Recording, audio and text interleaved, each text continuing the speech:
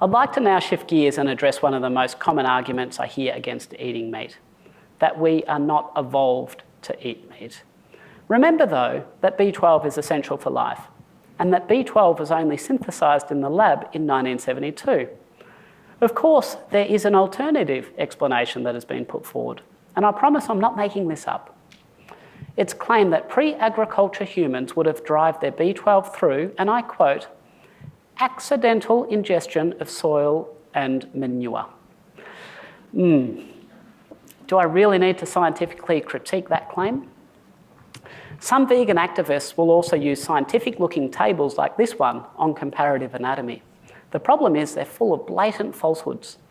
For example, the assertion that omnivores do not have digestive enzymes in their saliva is clearly false when we look at the research.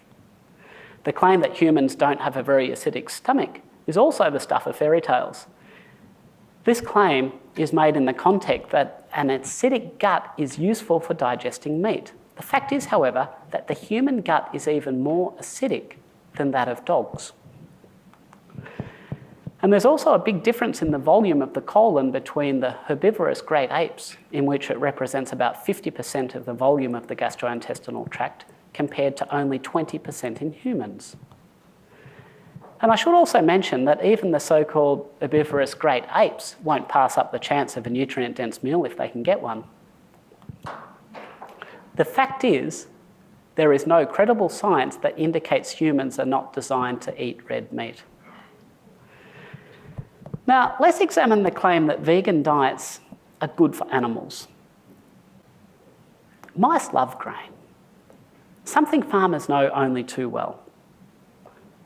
But when you combine a voracious appetite and prolific breeding, you'll understand why they're abundant in every single field of grain the world over. It's estimated that the typical grain field houses about 25 mice per hectare in non-plague years. The problem is, harvesters don't discriminate between mice or wheat. Any mouse found in a field is at risk of meeting a gruesome death. Of course, it's often claimed that there's no way an agile mice would remain in the path of a noisy harvester. It's well known, though, that a common response to fear by mice is freezing, and this Nature paper even detailed the brain circuitry involved in such a response in mice. So based on field studies, it's estimated that about 60% of mice in the path of a harvester perish. Given there are about 25 mice per hectare, this equates to the deaths of about 15 mice per hectare per harvest. And this ignores the deaths of other species, as well as deaths that result from the use of other heavy machinery such as ploughing, harrowing, and cultivating. On the balance of probabilities, 15 deaths per hectare is a gross underestimate. Even more stark, however, is that machinery only accounts for a fraction of mice deaths. I'll say that again. The proven deaths of rodents by machinery is not the major cause of death. That honour goes to poisons yielded by farmers, especially in plague years, which tend to occur every 4 years or so. Population densities in a plague can reach up to 3,000 mice per hectare, with poisons employed capable of killing at least 80% of mice present.